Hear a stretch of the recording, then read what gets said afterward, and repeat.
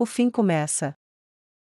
Quando as fileiras de soldados pararam na frente da cidade, qualquer dúvida que alguém tivesse sobre a natureza da ameaça foi rapidamente apagada. Eles estavam com alabardas e lanças brilhando terrivelmente ao sol do meio-dia, como se refletissem o medo de seus inimigos de volta sobre eles.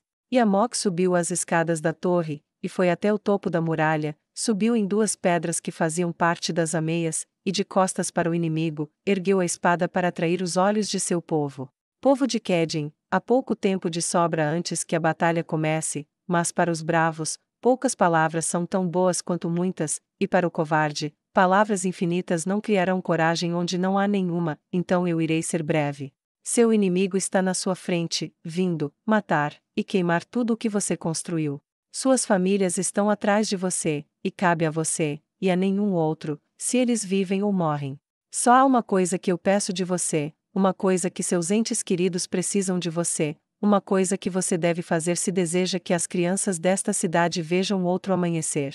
Sua voz era alta, profunda, e ecoava de parede a parede, levada por um vento fortuito. Os cidadãos da cidade que portavam armas ficaram enfeitiçados pelo Visconde enquanto esperavam por sua ordem. Ele respirou fundo, e gritou a última frase o mais alto que pôde. Segure a parede. Segure a parede.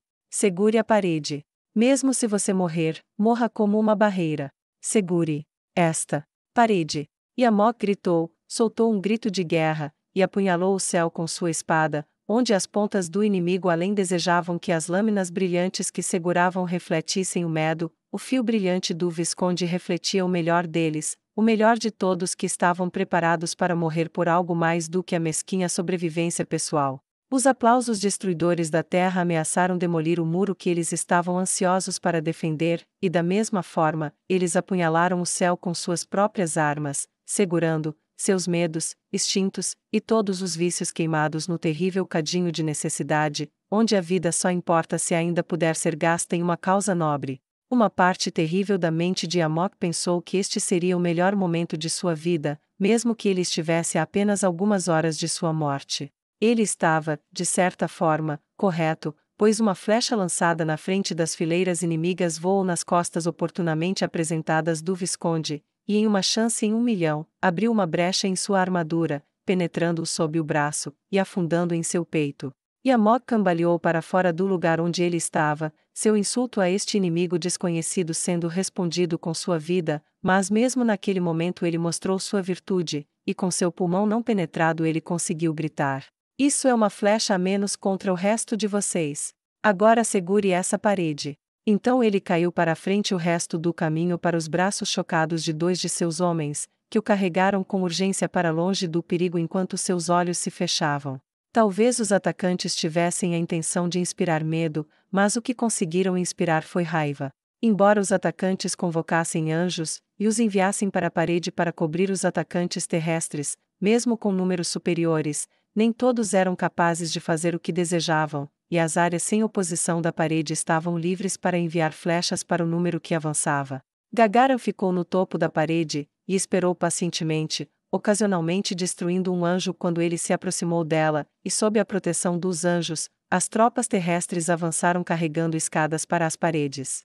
Essas tropas terrestres, no entanto, foram retardadas pelas armadilhas, começando com um único grito que foi interrompido quando um homem caiu no chão, e rapidamente teram outros. A princípio eles tentaram apenas marchar através do caminho, e ignorar as perdas, para chegar à parede rapidamente, mas logo eles perceberam que eles teriam que ir devagar, e como eles iam devagar, os arqueiros na parede os puniam por sua lentidão, os muitos escudos ofereciam alguma proteção, mas aqui e ali, uma flecha encontrou seu alvo, um grito começou, e não parou, ou tiveram menos sorte, e foi interrompido logo em seguida por uma morte rápida.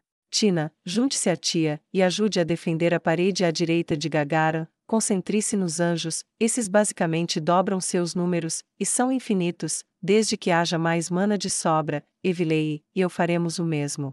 Laquius disse, e Tina rapidamente saiu em disparada, enquanto Evilei e Laquius fizeram o mesmo, indo em direção à parede o mais rápido que podiam. A Justiça Negra ganhou sua reputação na cidade naquele dia, seus métodos de uma mão os tornavam teoricamente vulneráveis a flechas, mas quando as escadas se aproximavam, eles frequentemente usavam sua mão livre para assumir o controle de seu oponente agarrando seu escudo. Mais de um homem escalou a parede apenas para ser puxado com tanta força para frente que tropeçou para a morte ao cair da borda, e direto para a própria cidade. Enquanto isso, um ariete foi levado ao portão da cidade junto com 2.000 soldados atrás dele. Evilei! Laqueus gritou. Temos que parar aquele ariete, a cidade não pode permitir uma abertura. Ela gesticulou com sua lâmina demoníaca, e cortou um paladino renegado. Estou atrás de você, irmã. Evilei gritou, e elas correram ao longo da parede, acima do portão. O ariete estava pendurado suspenso dentro de uma cobertura em forma de telhado feita de madeira e couro molhado para minimizar os danos causados pelo fogo de cima. Ele rolava sobre rodas grandes aproximadamente da altura de um homem adulto no ombro. Era robusto o suficiente tanto quanto parecia pelo menos. Mas de qualquer maneira, quanto dano o portão poderia suportar, Evilei não tinha certeza.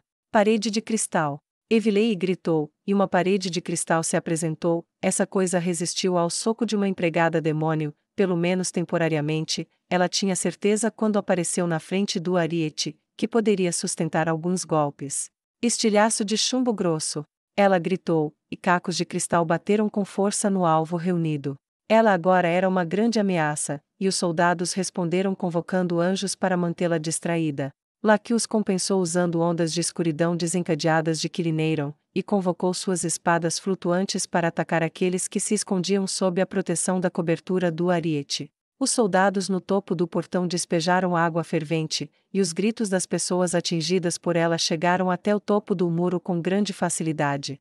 Teria sido perturbador, mas as 2 pétalas da rosa azul foram repentinamente distraídas pelo som de um novo estrondo, e o estandarte oficial da Ordem dos Paladinos estava alto à distância. O tão esperado Gustavo apareceu. A excelente visão de Evilei permitiu que ela visse o que estava por vir antes de qualquer outra pessoa, e embora estivesse aliviada, também estava confusa. Tinha que ser Gustavo, e alguns dos homens com ele eram claramente paladinos, e seus escudeiros, mas o número deles era menor, talvez metade do que ela esperava.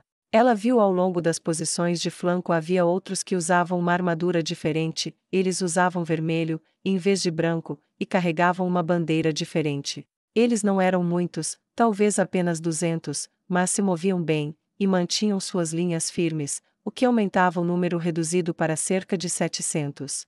Cerca de 1.500 dos 2.000 enviados para tomar o portão, giraram para enfrentar essa nova ameaça, enquanto o restante se concentrou no portão. Com apenas Evilei e Laqueus, junto com um punhado de 100 a 200 homens para segurar o portão, não era uma situação bonita. Mesmo um aventureiro de adamantite não era um deus, e uma flecha no olho mataria um humano de adamantite tão facilmente quanto mataria um de cobre. Mas força, e velocidade vampíricas, e uma lâmina de escuridão cortam inimigos mais fracos como manteiga, enquanto o ferro vil causava um custo terrível em mana enquanto a força prodigiosa de Gagara os afastava como moscas. No entanto, toda vez que a cidade manobrava tropas para uma posição para fortalecê-la, o inimigo além da muralha reforçava a posição oposta, mantendo os defensores pulando para frente e para trás. Centenas de mortos foram puxados para trás, e substituídos pelos vivos, e centenas de outros caíram diante da parede sem nunca pisar em suas pedras. Gustavo Montagne estava em menor número, Evilei e Laqueus podiam ver isso, mas também não podiam fazer nada a respeito. Se importava para ele de uma forma ou de outra, ele não deu nenhum sinal disso enquanto ordenava a seus homens que avançassem. O homem de armadura vermelha colidiu com o branco, o último geralmente superando o primeiro, mas eles também tiveram seu próprio custo, e os 700 se tornaram 650. Evilei levou um momento para olhar para o céu, o sol era seu aliado, as pessoas nas paredes estavam ficando cansadas, precisavam de tempo, precisavam do anoitecer. Em Nazarick. O que você achou do meu pequeno truque com o vento, meu senhor? Demiurgo perguntou a seu senhor. Muito bem, Demiurgo, tenho certeza que eles ouviram cada palavra que Amok disse. Cocytus, você acha que eles têm uma chance? Ainus disse, olhando para o guerreiro insetoide. Acho, o espírito de luta deles, admirável, mas, se a batalha continuar por muito mais tempo, não, eles estão em menor número, e exceto, pelos aventureiros, adamantites, eles não têm habilidades extraordinárias. Ele disse confiante. Bem, não seria bom para uma cidade cheia de meus seguidores ser massacrada, então eu não seria diferente desses falsos deuses que as pessoas aqui gostam tanto, um deus que não faz nada o dia todo. Ains disse casualmente. Demiurgo cruzou o braço na frente dele, e se curvou. É como você diz, meu senhor Ains, mancharia Nazarick se aqueles que apoiamos fossem derrotados, mas também não podemos fazer tudo por eles. Pode este servo humilde e inútil oferecer uma sugestão? Sebas perguntou. Ains gesticulou com uma mão estendida e palma para cima. Claro, Sebas, o que você propõe? Essas pessoas precisam de um milagre para sobreviver, e desejam um milagre para saber que sua fé não está mal colocada, então posso propor que lhes demos o que precisam. Vamos dar-lhes escuridão, e forçar o fim da luta pelo dia, o resto lhes dará tempo, e isso é o suficiente por agora. Ains riu. Muito boa sugestão, Sebas, esse é o tipo de pensamento que eu valorizo em meus servos. É a prova de que você cresceu. Lord Toutme ficaria orgulhoso de você. Você me lisonjeia, meu senhor. Sebas respondeu. Ains pensou sobre o assunto, e então selecionou um feitiço enquanto observava a cena se desenrolar diante dele, e então sua memória voltou para a batalha contra Nigun, e ele decidiu usar o feitiço. Ele apontou para uma área do campo de batalha onde a luta era mais intensa, e disse: buraco negro. Na batalha de Kedin, linhas de frente. Os anjos eram um problema, eles continuaram vindo, e aumentaram os homens a pé, e apesar da excelente exibição, a maré estava virando contra os defensores. Urtiz estava rezando por um milagre enquanto sua força vampírica destruiu o outro anjo, e ele chutou mais uma escada longe da parede no momento em que um homem estava prestes a sair dela. O rosto do homem era uma mistura cômica de descrença e horror quando a escada se afastou da parede, inclinando-se lentamente para trás, até que foi longe demais, e caiu de volta no chão com o homem gritando: Meir! Antes que ele pudesse terminar a palavra, ele estava morto. Então Urtiz obteve o milagre pelo qual rezou, um único ponto preto apareceu no ar perto do centro da batalha, e uma pergunta comum momentânea de ambos os exércitos foi respondida quando os anjos foram sugados uniformemente para o ponto escuro como se fosse um vazio que tudo consome, e quando desapareceu, o céu ficou preto, as estrelas estavam apagadas. E não era mais possível lutar sem matar acidentalmente seus próprios aliados. Isso levou o inimigo lutando contra Gustav, assim como o próprio Gustav, a usar tambores para chamar suas forças para uma retirada ordenada, e o ariete se afastou logo após quebrar a parede de cristal. Tanto trabalho para nada. A escuridão repentina foi um alívio bem-vindo, e um grande impulso para a cidade. Urtiz aproveitou a ocasião rapidamente. Justiça negra, nosso Deus ouviu minha oração, ele nos deu este milagre, esta escuridão que nossa força pode ser preservada, a batalha é nossa para vencer, mas nós temos o poder do rei feiticeiro nos favorecendo, a escuridão é seu presente, para que não sejamos invadidos por aqueles que tirariam nossas vidas. Agora cuide de suas feridas, e prepare-se para amanhã, pois quando o amanhecer chegar, teremos que provar que somos dignos mais uma vez, e como disse o Visconde Amok, digo-lhe agora. Novamente, segure a parede. Segure a parede. A alegria foi retomada, mesmo aqueles que só conseguiam sussurrar, sussurraram segure a parede, enquanto caíam exaustos contra a parede que juraram proteger, e caíram na pedra abaixo deles para descansar. Evilei e Laquius ficaram juntas em silêncio, desfrutando de um breve momento a sós. Então, foi diferente lutar ao lado de um vampiro? Evilei perguntou. Não, de jeito nenhum. Laquius disse com alívio.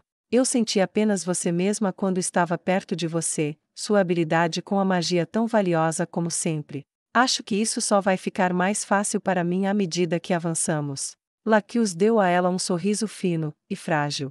Evilei tirou a máscara, confortável em seu momento de silêncio, e deu a Laquius um largo sorriso. Eu sei, mas também sei que tudo ficará bem. Sempre foi, e quando você estiver pronta para me abraçar novamente sem nenhum dos medos e pensamentos surgindo, apenas me diga, e eu estarei aqui. A mulher da lenda respondeu. Elas poderiam ter conversado por mais tempo, mas Laquius disse, devemos falar com Urtiz, eu ouvi assumindo o controle de parte da batalha, precisamos saber o que perdemos, e parece que Gustav terminou de reformar suas fileiras para a marcha, e será capaz de entrar na cidade sem oposição. Prefiro falar com Utis antes de lidarmos com um paladino que não conhecemos. Além disso, Laqueus parecia embaraçada. Eu devo a ele um pedido de desculpas real. Isso selou a questão para Evileia, e elas partiram para se encontrar com o padre da Justiça Negra, dizendo casualmente a vários soldados para abrir o portão quando os homens de Gustavo alcançassem, e fechá-lo logo em seguida. Quando elas descobriram onde ele estava, elas viram Cersei, a esposa de Amok, ajoelhada na frente dele, e elas a ouviram terminar de falar. Em meu nome, minha vida, minha não vida, eu faço este juramento. Ela disse com profunda convicção em sua voz. Desculpe, eu não queria interromper. Laqueus disse, atraindo um olhar de surpresa de Utis com a cortesia que ela estava mostrando a ele. Está tudo bem.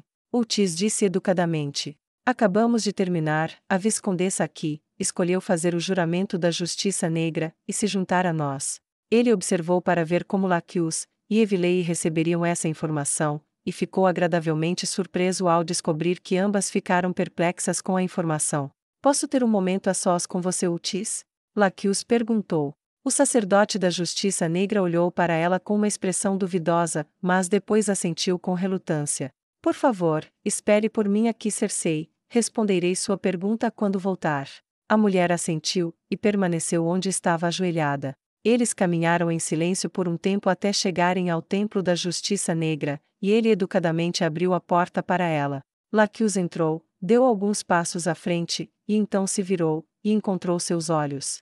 Por favor, para isso, você pode abandonar sua ilusão. Ela disse. Ele parecia cauteloso, mas a dissipou, revelando os olhos vermelhos como sangue, e as presas afiadas de um vampiro, e foi quando ele fez isso que, para sua surpresa, Laqueus se ajoelhou na frente dele, embora ela não quebrasse os olhos azuis fixos nos vermelhos dele, enquanto ela o fazia. Eu devo a você um profundo pedido de desculpas, realmente devo. O que eu disse, e como eu tratei você foi errado, eu sei disso agora. Ela abriu os braços à sua frente. Tudo o que posso oferecer são desculpas pela minha ignorância, meu medo, e o hábito de longos anos que nunca soube que era ruim. Ela disse. Posso, por favor, pedir que você me conceda seu perdão? Ela disse formalmente. Isso o confundiu, e Utis disse. Eu realmente não culpo você, é verdade que a maioria dos vampiros ataca humanos, não é como se você acreditasse sem qualquer motivo, é só que você não sabia que havia alguma outra maneira de vivermos. Vá em frente, levante-se, não vou guardar rancor contra alguém que está tentando proteger meus seguidores, vamos deixar isso para trás, e espero que depois que isso acabar, você se junte a mim para jantar, pelo menos uma vez antes de sair. Ele disse, revelando sua confiança de que a cidade poderia vencer a batalha. Vou aceitar o que você diz. Laqueus disse, e estendeu a mão, que Utis pegou, e apertou com firmeza. Já que estamos sozinhos, há uma pergunta que gostaria de lhe fazer. Utis disse, e Laqueus inclinou a cabeça, indicando que ele deveria continuar. Cersei se converteu à religião da Justiça Negra, porém ela está pedindo como parte disso, que lhe demos os meios para vingar seu marido. Ela não é bem treinada em combate, poucas senhoras nobres são, mas ela pede itens necessários para lutar de qualquer maneira, mesmo que isso signifique apenas morrer. Ele disse. Os olhos de Laqueus se arregalaram. Você não está falando sério. Eu estou, isso é o que ela disse. No entanto, eu considero isso um desperdício, então eu iria me oferecer para transformá-la, para torná-la uma vampira, e levá-la, junto de Evileia, hoje à noite para atacar as linhas inimigas. A largura dos olhos de Laqueus não diminuiu quando ela ouviu isso. Ela sentiu o antigo ódio surgir, o fanatismo contra a espécie dele, e novamente cuspiu mentalmente nele. Então, sobre o que você quer meu conselho? Ela perguntou a ele. Bem, você já respondeu algumas das minhas preocupações. Ele disse, eu temia que você tentasse derrubá-la, quando soubesse disso, mas vejo que não é o caso. A outra questão dependia de sua resposta à preocupação anterior, e isso é, se você apoiaria, ou não, sua nomeação para governar a cidade, no lugar de seu marido, mesmo sabendo o que ela se tornou. Vocês serão as heroínas desta cidade quando esta batalha terminar, um endosso seu eliminará praticamente qualquer oposição. Laqueus parou por um momento, e sentou-se enquanto imaginava uma nobre vampira da Justiça Negra governando uma cidade. Ela tocou a testa para ver se estava queimando, como se estivesse tendo um sonho febril. Isso é ou não? Ele perguntou sobre o silêncio dela, sua voz cheia de decepção. Não é, Lacus disse.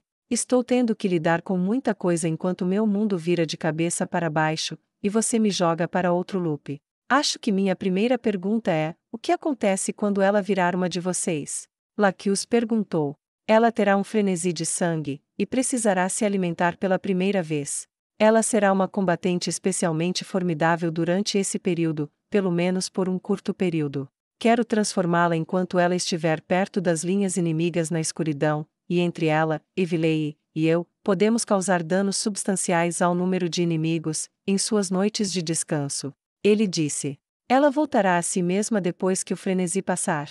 Lacus perguntou. Não demora muito, uma vez que se alimente uma primeira vez, ele começa a desbotar, desaparecendo completamente em algumas horas. Otis explicou. E como ela vai esconder essa parte dela depois? Você tem suas ilusões, Evilei tem a máscara dela, como ela vai ser protegida depois? Lacus perguntou com preocupação. Vou dar a ela um item, um anel, desde que ela o use, seu rosto será ilusório, mostrando seus olhos normais, e um sorriso sem presas. Otis respondeu. Lacus esfregou sua têmpora como se doesse. Eu derramei sangue com 2 vampiros juntos contra um grupo de humanos dedicados ao abate. Neste ponto, quanto mais os deuses podem me condenar se eu permitir que mais um seja adicionado. Ela respondeu. Muito bem, eu devo a você pelo menos algum grau de confiança, e eu vi que tipo de pessoa ela era, e a natureza de seu marido, se ela é tão honesta assim, e os vampiros podem ter amor e lealdade como os humanos, então eu acredito que a Rosa Azul pode justamente apoiá-la, supondo que ela sobreviva à batalha, e nós também. Lacus respondeu, mal acreditando em suas próprias palavras. Bom, Otis disse, então vamos voltar, preciso dos relatórios de baixas, e propor este ataque a Evilei. Ele abriu a porta, e eles voltaram para fora do templo. Quando eles voltaram para onde Evilei e Cersei esperavam, Otis caminhou na frente da viúva ajoelhada, e pegou sua mão. Eu lhe darei o que você pede, disse ele enquanto olhava nos olhos dela, mas não é tão simples, só posso oferecer esta chance a você. Se você recusar, não vou usar isso contra você. Otis disse confortavelmente. Qualquer coisa para vingar meu marido, disse Cersei. Ele era tudo que me restava, e eles o tiraram de mim. Sua voz estava cheia de fogo, e Otis se inclinou perto de seu ouvido, e sussurrou. Eu posso transformá-la em uma criatura da noite, um vampiro, e com a força de um vampiro, você acabará com muitas vidas entre aqueles que tiraram Yamok de você. Seus olhos se arregalaram em choque enquanto ela se inclinava para trás para encontrar seus olhos, como se os procurasse para ver se ele estava falando sério. Quando ele olhou diretamente para ela, ela entendeu que isso não era uma piada cruel. Ele estava falando sério. Ela assentiu vigorosamente. Faça isso. Ela disse. Aqui não, vamos sair da cidade primeiro, seu primeiro momento de virada será um frenesi, quero você pronta para lutar contra as pessoas certas. Ele disse. Como quiser. Ela respondeu. Evilei olhou para eles, e para Lacus, com olhos chocados. Evilei, você se importaria de nos acompanhar neste ataque? 3 matarão mais do que 2. Ele disse. Evilei olhou para Lacus, e com um sorriso predatório, Lacus acenou para ela, levando Evilei a voltar seu olhar para Otis. Vamos fazê-lo. Ela disse. Sair da cidade sem ser notado era fácil, todo mundo estava sempre procurando por quem estava tentando arrombar, então ninguém nunca pensou em uma pessoa tentando sair, então foi fácil encontrar um guarda de costas para uma torre, e carregando Cersei, saltando das ameias para uma sombra isolada. Foi quando eles estavam escondidos além do acampamento, e bem fora da cidade, que Otis olhou para a mulher humana, e perguntou. Você está pronta? Sim. Ela disse com firmeza, e inclinou a cabeça em direção ao ombro, expondo mais de seu pescoço para o padre vampiro. Ele a segurou firmemente, segurando perto da base de seu crânio, seu outro braço em volta dela, sua boca aberta, e suas presas perfuraram sua carne. Ele bebeu profundamente de seu sangue, até que finalmente ela caiu com força no chão quando ele soltou seu corpo. A virada começou com um grito quando o vampirismo tomou conta de seu corpo, 2 de seus dentes remodelados em presas, e suas unhas endureceram, e se estenderam como garras. Ela sentiu seu corpo ficar mais firme, mais leve, e mais forte, e seus olhos começaram a mudar de cor. Até que seu tom natural sumiu, e só restou o vermelho sangue. Ela olhou em volta com os olhos de um vampiro, e disse. Então, É assim que parece para você. Nós. Estou com tanta fome. Ela lambeu os lábios, e sua visão e seu olfato lhe disseram que havia uma presa por perto. Ela começou a correr, não como uma pessoa, mas mais como uma fera, avançando a toda velocidade tão rápido quanto um cachorro de 4, e muito mais feroz. O padre vampiro e Evileia, mais estáveis e experientes, rapidamente a alcançaram, assim que ela saltou sobre um homem, e rasgou sua garganta com uma mordida. Evileia começou a usar feitiços para a esquerda e para a direita. Um homem avançou contra ele quando o alarme disparou, e Urtiz usou a combinação de seu treinamento de combate, força e velocidade de vampiro, para agarrar o braço da espada pelo pulso, e literalmente torcê-lo para fora de seu corpo, fazendo o homem gritar e se contorcer no chão, segurando o pulso que havia sido libertado de sua mão enquanto o sangue jorrava dele. Ele girou para outro homem, e cortou para cima com suas garras, arrancando pedaços de sua jugular antes mesmo que pudesse levantar sua lâmina. Ele agarrou outro homem, e o jogou no chão onde havia uma armadilha, quebrando a tampa da armadilha que o exército havia colocado sobre ela, e deixando-o gritando, e empalado em várias estacas. Foram 20 mortes antes que todo o acampamento fosse despertado para entender que eles estavam sob ataque, e o padre aproveitou sua lenta percepção para pegar uma tocha perdida, e jogá-la contra barris contendo suprimentos. Ele criou caos e confusão enquanto ele avançava, usando seus olhos enfeitiçados para fazer os guardas vagarem pela floresta, instruindo-os a nunca parar de andar, tirando-os da batalha com tanta certeza como se ele os tivesse matado. A luta foi intensa, mas estava se tornando uma desvantagem à medida que mais inimigos avançavam sobre o trio. Cersei gemeu como uma banshee, arrastando os homens pelos cabelos, e arremessando-os em grupos inteiros, arrancando pedaços de carne, até arrancando o braço de um homem simplesmente para bater nele, antes de segurar o braço sobre a cabeça, e abrir a boca, permitindo que o sangue dentro dele caísse em sua boca. Ela lambeu os lábios para limpá-los, e jogou o braço fora quando não havia mais nada para beber, e ela poderia ter matado muitos mais, mas com os números caindo sobre eles, não havia tempo para demorar. Vai!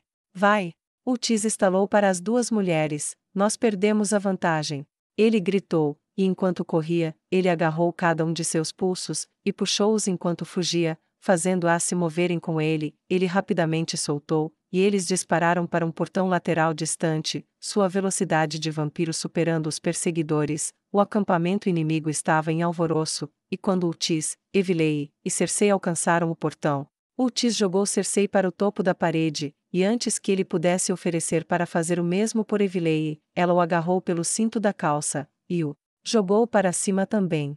Ela então lançou Fly, e se ergueu até o topo da parede antes de cancelar o feitiço. Os três saíram da área imediatamente, satisfeitos por terem criado um caos considerável entre as fileiras de seus inimigos. Aqui, Urtiz disse, e colocou um anel na mão de Cersei. Use isso, suas características vampíricas ficarão escondidas. Ela pareceu surpresa, mas então com um murmúrio de agradecimento, colocou, e a viúva vampira voltou a ser simplesmente uma viúva. Seus olhos e dentes voltaram ao estado normal, e Urtiz restaurou sua ilusão, e Evileia virou seu rosto mascarado para Laquius, Gagaran, e gêmeas que se aproximavam. Isso foi. Tia começou. Produtivo. Tina terminou. Eu gosto de pensar assim. Evileia disse. Eles vão estar muito cansados amanhã. Gagaran disse com um sorriso. Eles estarão, mas temos outro problema para resolver antes de podermos descansar. Disse Laquius. Temos que encontrar o traidor, ou traidores, que estão alertando os exércitos de fora sobre nossos movimentos internos.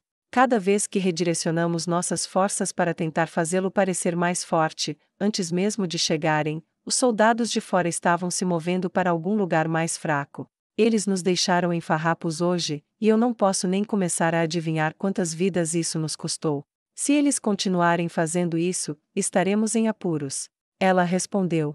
Foi então que ela ouviu uma voz desconhecida. Tem uma ideia de como você pode determinar isso. Um homem bem construído em armadura de paladino estava se aproximando.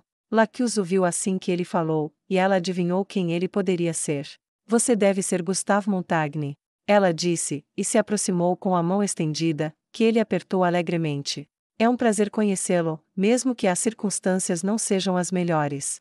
Ela disse. O mesmo. Você deve ser Laquius, e aposto que suas companheiras são a Rosa Azul, a julgar pelo que as histórias dizem sobre suas aparições, e o resto de vocês seria? Gustav perguntou. Eu sou o Tisnadarion, sacerdote da Justiça Negra da cidade de Kedin. Ele disse, e estendeu a mão, que Gustav aceitou, embora não sem algum desconforto. Eu sou Cersei, viscondessa desta cidade. Ela disse, estendendo a mão, que ele pegou calorosamente. É um prazer conhecê-los, suponho que devo dizer que sinto muito por ter demorado tanto, mas tivemos problemas. Alguém sabia que estávamos chegando, enviaram centenas de homens para tentar nos impedir, sofremos incursões, e vários ataques a cada passo do caminho, e perdi quase metade dos meus homens. Aqueles companheiros de armadura vermelha que você viu, são paladinos vermelhos que escolheram nos apoiar, membros da Justiça Negra, eles desenvolveram algumas artes marciais incomuns, o que foi bom para nós, porque senão não teríamos conseguido. Eles compartilharam um olhar comum um para o outro. Saber que você estava vindo exigia conhecimento interno entre a Câmara do Conselho, o Capitólio, e você. Disse Laquius. E quem sabia, sabia o que tínhamos, e tentou bloquear nossa entrada na cidade, eles também teriam conseguido, se não fosse por aquela escuridão repentina que os obrigou a se retirar por falta de cobertura de anjos, e o medo de ferir ou matar os seus. Acrescentou Gustav. Precisamos encontrá-los. Disse Tia. Rápido. Tina terminou. Você disse que teve uma ideia, Gustav. Laquius perguntou. Eu tenho. Ele respondeu. Por favor, diga-nos. Ultis disse. Quem estava contando ao inimigo sobre nossos movimentos também sabia sobre o que aconteceu na reunião onde você falou sobre mim, então estamos procurando alguém que. Ele estendeu a mão, dedos estendidos, e então os fechou para um punho enquanto marcava as características. Odeia a Justiça Negra, está do lado de Remédios Custódio, tem acesso em primeira mão às reuniões que acontecem nos conselhos privados aqui, vai estar posicionado alto o suficiente, e longe o suficiente para observar nossos movimentos. E tem a capacidade de sinalizar silenciosamente nossos movimentos de sua posição, provavelmente por meio de bandeiras, luzes ou algum outro objeto simples. Alguém se encaixa nessa descrição? Ele perguntou. Os sacerdotes dos antigos deuses sim. Ultis disse, seus sumos sacerdotes não são nativos desta área. A boca de Laquius se abriu. Os 6. Ela exclamou, fazendo com que suas cabeças se voltassem para ela interrogativamente. Quando cheguei aqui, procurei o conselho de um padre aqui, ele fez referência aos 6 deuses, a teocracia Slane adora os 6 deuses, os sacerdotes neste país adoram apenas os 4, ele é um membro da teocracia Slane, provavelmente um de seus agentes incorporados aqui. Disse Laquius. Cersei acariciou seu queixo, os sacerdotes têm sido altamente antagônicos à Justiça Negra, mesmo para fanáticos, eu atribuí isso a eles serem do Sul, onde o rei feiticeiro é pouco conhecido, e menos reverenciado, mas faz mais sentido se eles são da teocracia Slane, eles não hesitariam em incitar a violência, e eles tentaram iniciar o motim quando minha filha foi morta. Eles culparam o templo da Justiça Negra, e isso poderia ter destruído a cidade. Se ele é um infiltrado. Tia começou. O resto provavelmente também. Tina terminou. Então, para saber onde eles estão, vamos ter que armar uma armadilha. Gustav disse, eles estão definitivamente observando, o que significa que eles têm que estar no alto, e bem atrás, há apenas. Ele fez uma pausa, e contou os prédios altos da cidade, 5 áreas que dão um bom ponto de vista. Precisamos observar cada posição, e observar para ver o que muda quando manobramos nossos soldados. Vou marchar com uma unidade para fora da cidade pelo portão oeste, eles não poderão perder isso, e terão que responder mudando a posição de seus próprios soldados. Quando você encontrar o local em que eles estão sinalizando, acerte-os com força, e leve-os vivos ou mortos. Ultis disse. A execução desse plano não demorou muito, Ultis despertou 400 homens, e marchou com eles em plena marcha para fora do portão oeste, conforme prometido, enquanto a Rosa Azul, Gustav e Cersei observavam cada um dos andares superiores e telhados dos edifícios em busca de qualquer indício de uma mudança. Não demorou a chegar. Um conjunto de persianas se abriu, e uma lâmpada foi acesa, ela piscou, piscou novamente, piscou, e piscou novamente como se tivesse sido coberta, e exposta repetidamente. Lá! Cersei disse assim que viu.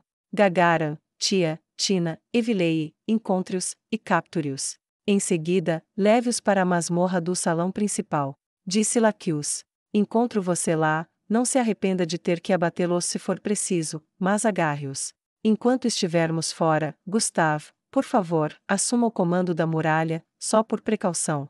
As 4 aventureiras classificadas como adamantite foram inigualáveis em Restize, e elas não foram diminuídas em seu status ao vir para o reino sagrado. Elas se moveram pela noite enluarada com a facilidade suave do luar sobre a água, e elas rapidamente correram para vários prédios, e pegaram seus alvos de surpresa. Cada um dos 4 sacerdotes foi arrebatado com facilidade, mal tendo tempo de protestar com meia palavra, eles foram atingidos, e ficaram inconscientes. Menos de 1 hora depois, eles foram amarrados em uma masmorra, os pulsos de cada um amarrados atrás deles a uma cadeira, e em seguida, cada um amarrado ao outro, sentado em uma formação quadrada com cada homem atrás do outro. Eles não se moveram por um tempo, eles ficaram lá com suas cabeças caídas. Acorde-os, disse Cersei. Gagaram pegou um balde de água, e jogou a água sobre eles, um após o outro, acordando-os de repente, e sacudindo a água em confusão. Eles se sentaram atordoados e confusos, antes que a breve memória de sua captura retornasse. Eu vou deixar isso claro, disse Cersei. Vocês são todos culpados de traição, e todos vão morrer por isso. Os 4 começaram a negar antes de ela cuspir. Nem tente.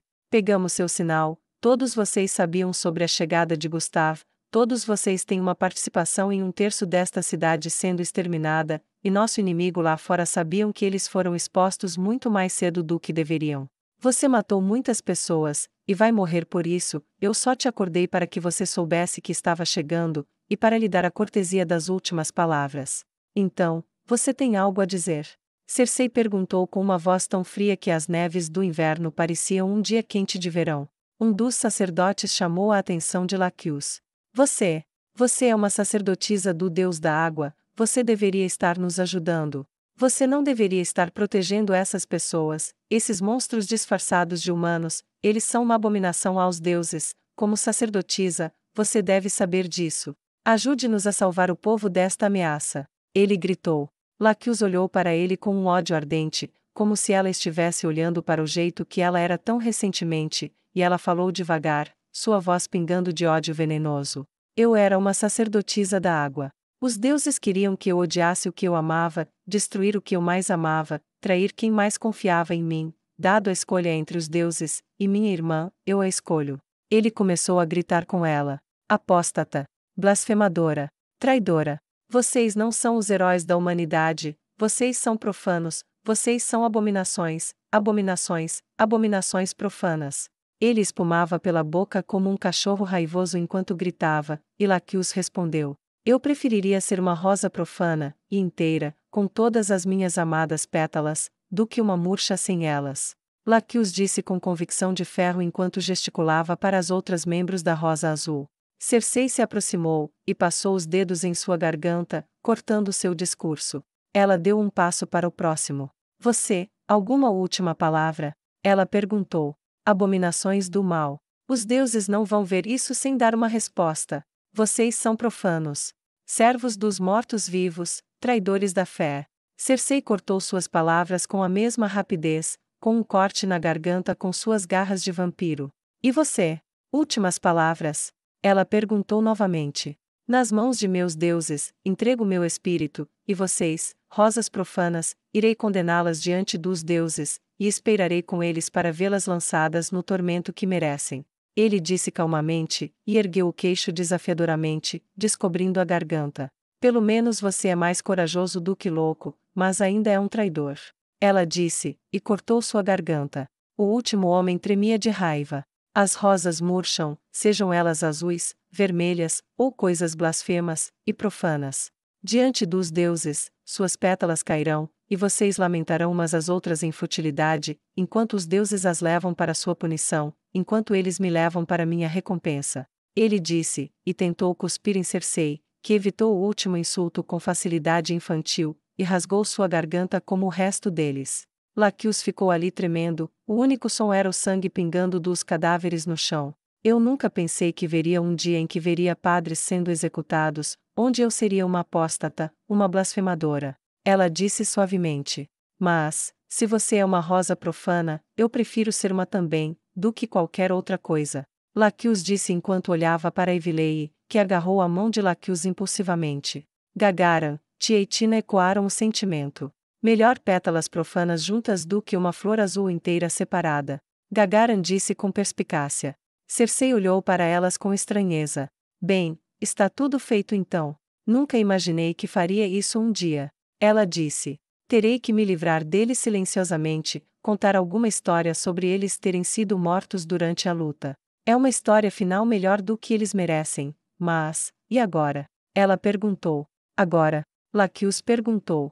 Agora temos Gustavo assumindo o controle da estação de sinal, e ele começa a fornecer informações ruins para eles amanhã. Quando a luta começar, isso deve começar a nos dar uma vantagem, e deve ser o suficiente para finalmente acabarmos com tudo isso. Havia sorrisos muito zangados e selvagens nos rostos das mulheres presentes. Uma rosa profana estava prestes a desabrochar.